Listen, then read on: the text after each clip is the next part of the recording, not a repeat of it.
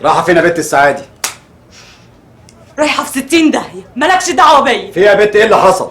الزفت اللي اسمه طلعت قال بكلمه في التليفون الاقيه سهران هو وشله الانس بتاعته في الكباريه. هو ده اللي منزلك؟ ده انا هروح اطربعها فوق دماغه وهرمي له شبكته دي. لا تطربيها فوق دماغه لكن شبكته دي مالوش فيها. وبعدين الساعه كام انت عارفه؟ حد يروح كباريه دلوقتي يا بنت؟ ان شاء الله يكون الفجر. رايحه له يا بنت واحد سهران مع اصحابه، فيها ايه دي؟ انا اكلمه في التليفون الاقي نسوان قاعده تتميز لي وديني رايحه له. اهدي بس، يلا خش على اوضتك وانا الصبح هيطلع هجيبهولك لغايه هنا، لو ليكي حق انا هاخده منه. هروح يعني هروح، اسكت انت بس. بس يا بنت خش بقولك، انت عايزه الناس الحاره تقول علينا ايه؟ يلا خش جوه، خشي يلا. هيا يا بابا الادب دي.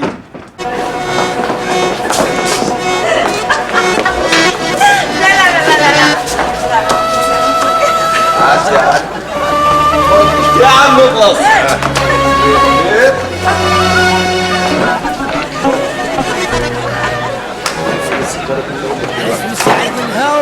دايما ملعلعه كده ومكسره الدنيا يا ست الكل. اسمعي يا نجمة النجوم، أنا بعرض عليك عقد مفتوح تحطي فيه كل شروطك وتبقي معانا هنا، واديكي شايفة الناس اتجننت بيكي قد إيه. لا سوري، أنا ما بغنيش في كباريهات، أنا غنيت النهارده بس عشان خاطر بيه. ماجد بيه، كل طلبات النجمة مجابة، وأنا عشمان تقنعها وأشوفك أنت برضه والشلة الجميلة دي كل يوم. النجمة تفكر براحتها وانا مستني الرد. بقول لك ايه يا غالي، ما تشوف لنا بشراشيبك ده حد يجيب لنا الشيك. انا اتخانقت. ماجد بيه عيب، الحساب عندي جيت جوازكو. لا يا حبيبي انا ما بحبش حد يحاسب لي على داخلياتي. مفتوح يسيبه براحته. قول يا راي بيه. هات لي 2 جردات يشيلوا الاثنين الميتين دول من هنا.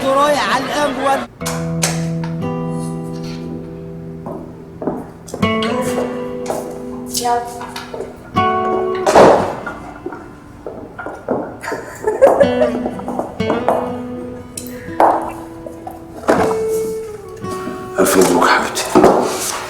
الله يبارك فيك يا قلبي. صباح الخير. كنبة بقى. اتنبت انت بتهزر. لا ما بهزرش. يلا حبيبتي يلا، مبروك مبروك. كنبة بقى. ماجد انت اكيد بتهزر. يلا. أنا في سؤال مهم بجد جدا.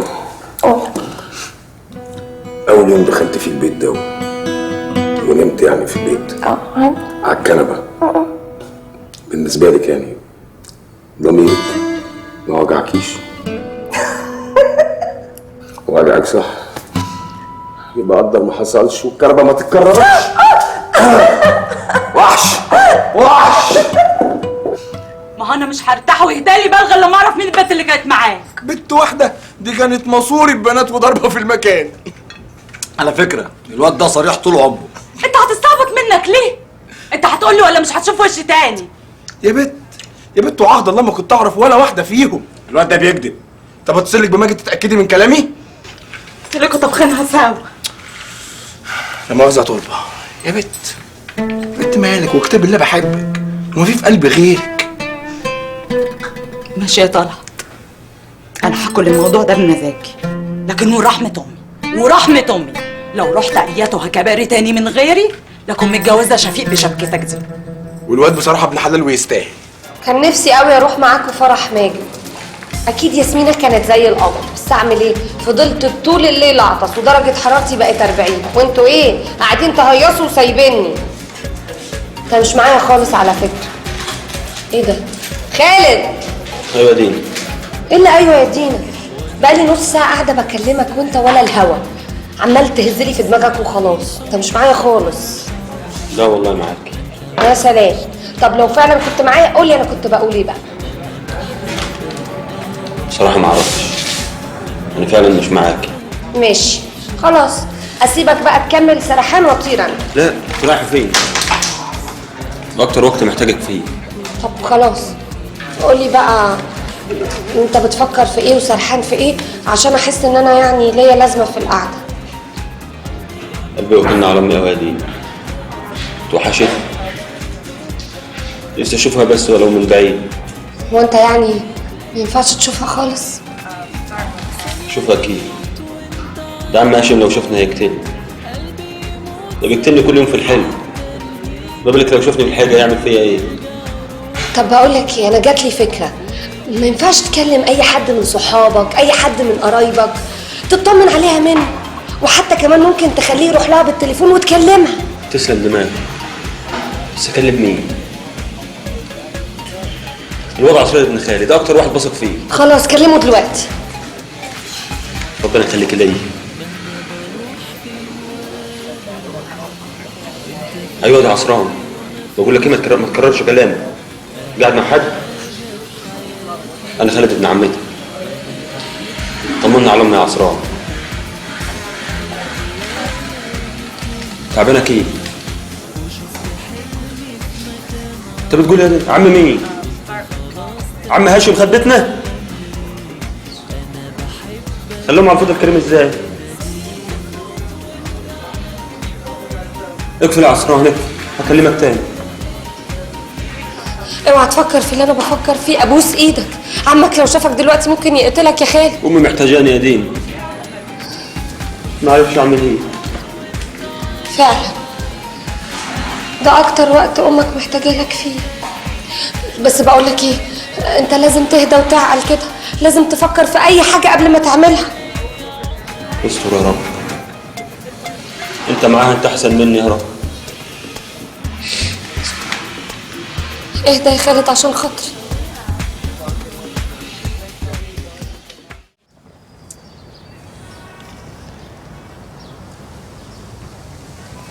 ايه ده؟ ايه اللي بيحصل في البلد دي؟ ايه كمية السرقة والعنف الموجود في الجورنال النهارده ده؟ يعني كأن البلد كلها ما بقاش عندها وعي. وان شاء الله بقى الوعي هيجي لها منين؟ من الاعلام بتاعك اللي لاهي الناس كلها في الكوره ومشاكل الكوره واجور الفنانين يا شيخه. والله الواحد قلقان، مش عارفة البلد دي هتروح على فين.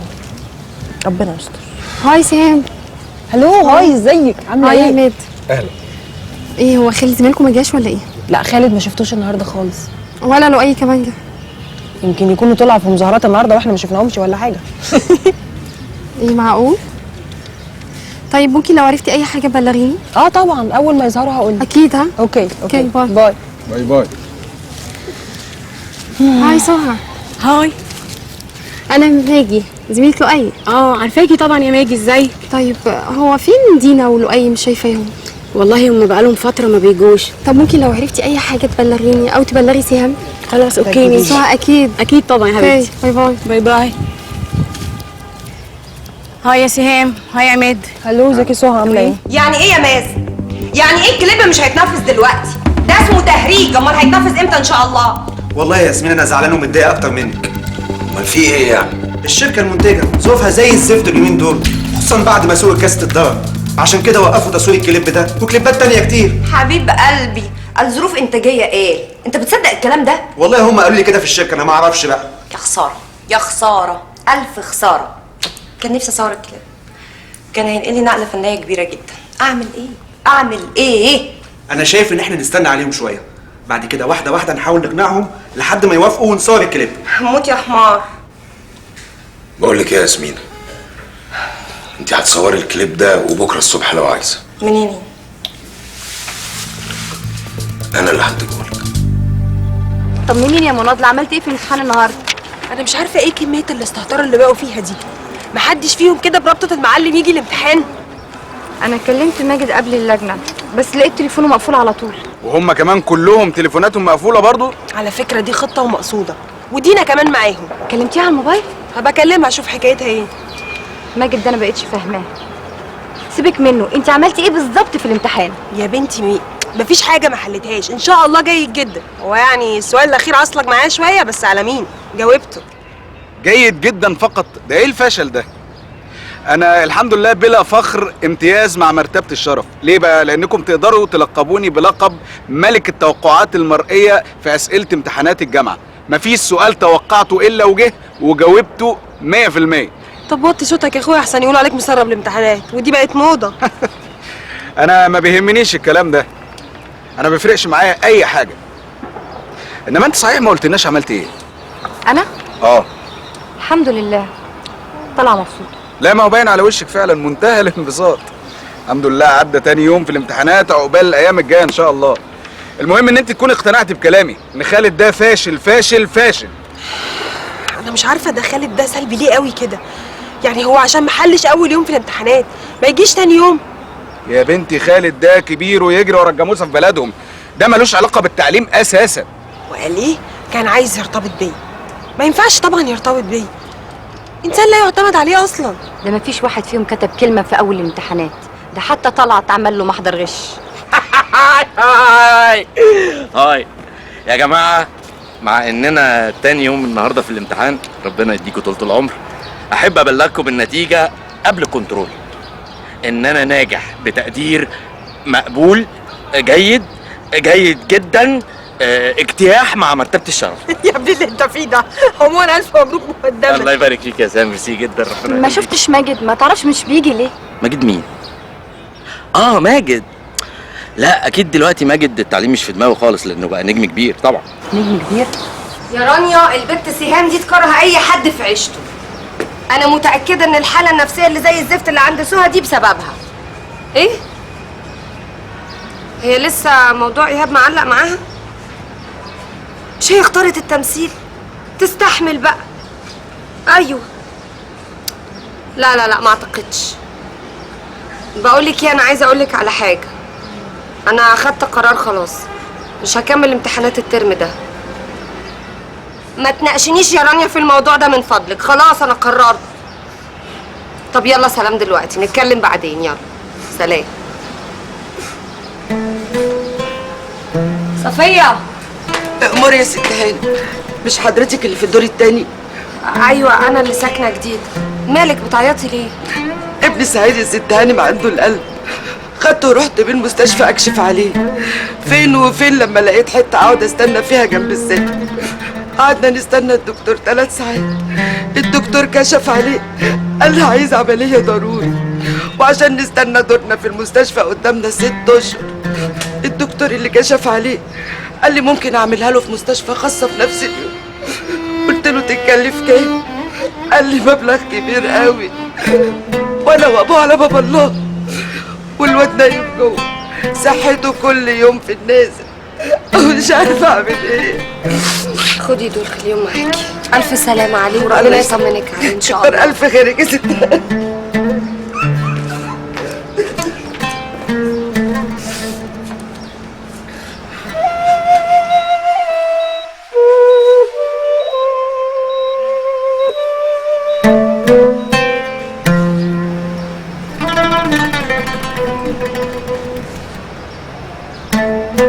صفية. ايوه يا ست هاني. هي عملية ابنك هتكلف كام بالظبط؟ 30,000 جنيه. طب روحي غيري له هدومه بسرعة، أنا هطلع شقتي وانزل على طول. ايه؟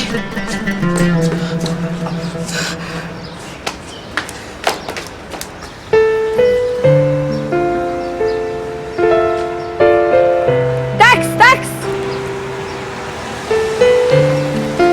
مستشفى الزهور لو سمحت، يلا اركبي.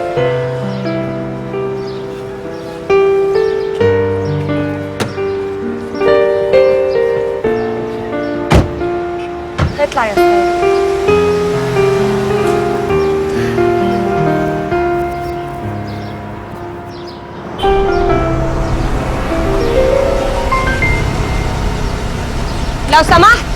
لو سمحت يا اللي هنا، اي حد يجيب ترولي بعد اذنك. عايزين ترولي لو سمحت. ايه ده؟ بكلمك يا بني ادم.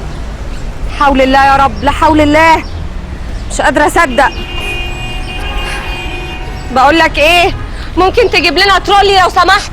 ثانيه واحده يا امي. ثانيه واحده؟ كتكون قرف. تعالوا.